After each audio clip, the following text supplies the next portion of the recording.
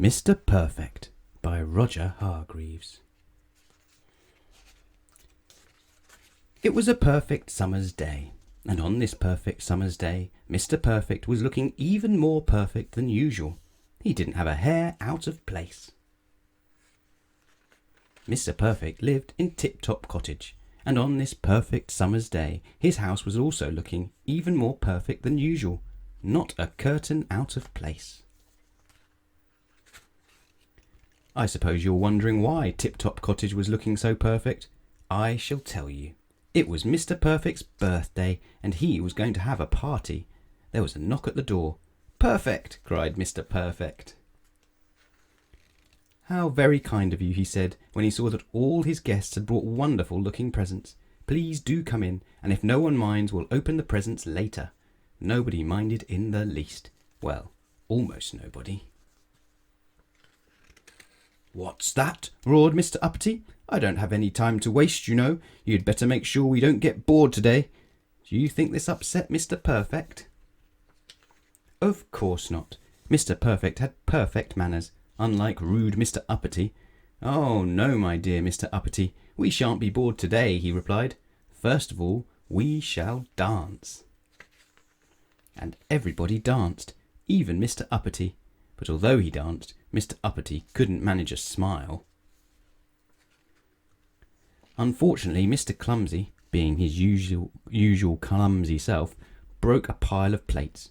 Do you think this upset Mr. Perfect? Not at all. "Don't worry, Mr. Clumsy," said Mr. Perfect, and being the perfect person he was, and not in the least bit clumsy, he produced a whole lot more plates. Made of cardboard. Then he brought in a cake. It was huge. It looked wonderful. It smelt terrific. And Mr. Greedy thought it tasted delicious. He gobbled up the whole cake in 3 seconds flat. There wasn't a crumb left for anybody else. Do you think this upset Mr. Perfect? Not in the least. Being perfect, he had already guessed what would happen. Quickly he brought out lots of small cakes.